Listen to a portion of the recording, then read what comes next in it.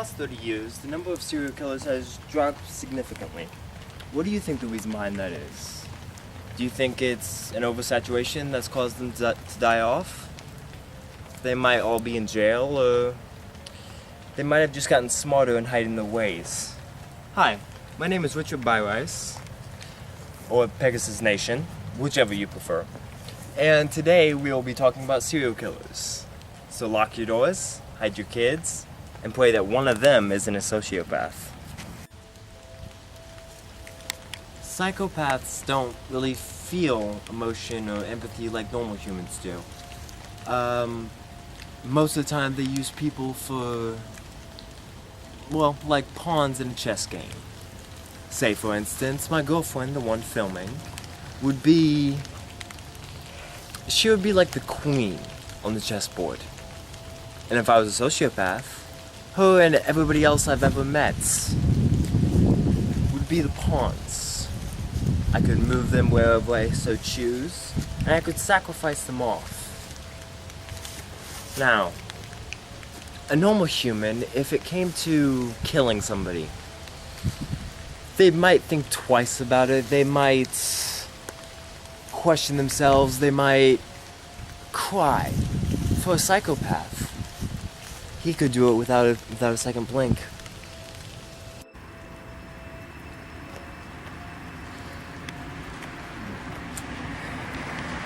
In a psychopath's brain, the medial prefrontal cortex is known for decision making and retrieval of long-term memory.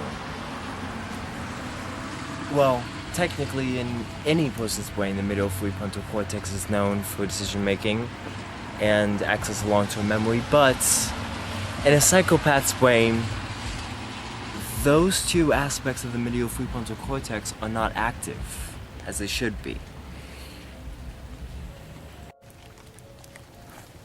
Another section of the brain that regular humans have and psychopaths don't is the amygdala. The amygdala is used in the processing of emotions. It's also part of the human and animal limbic system. It plays a key part in emotions and pleasure.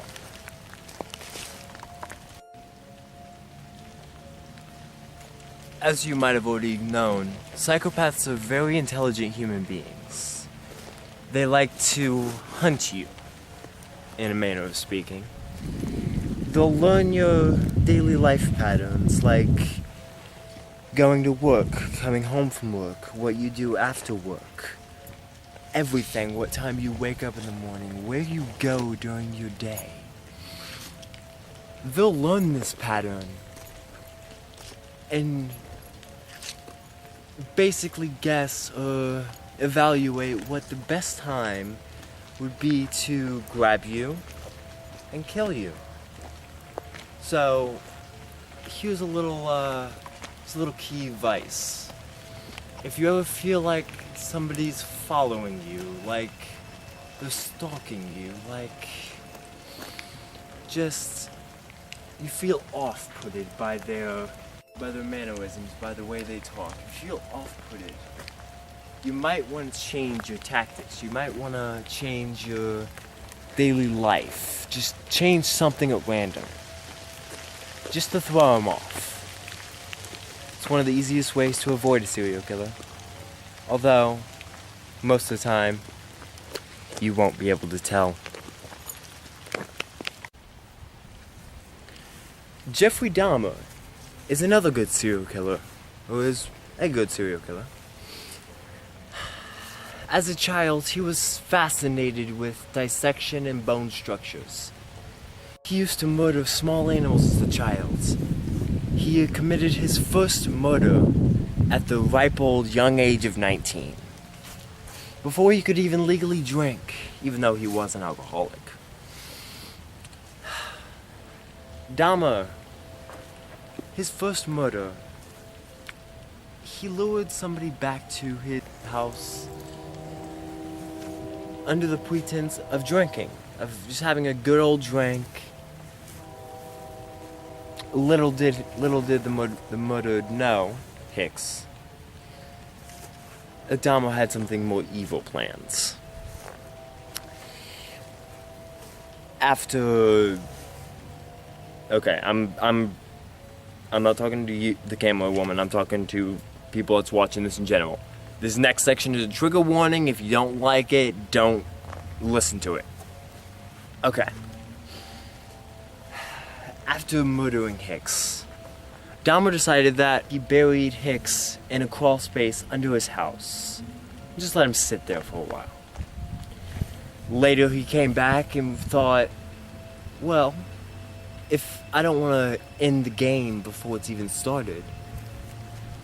So he took Hicks's body, pared the flesh from his bones, dissolved it in hydrochloric acid, flushed that solution down the toilet to get rid of the evidence, and then took Hicks's bone, basically beat him to death, with a sledgehammer, and scattered the remains, as to not be caught.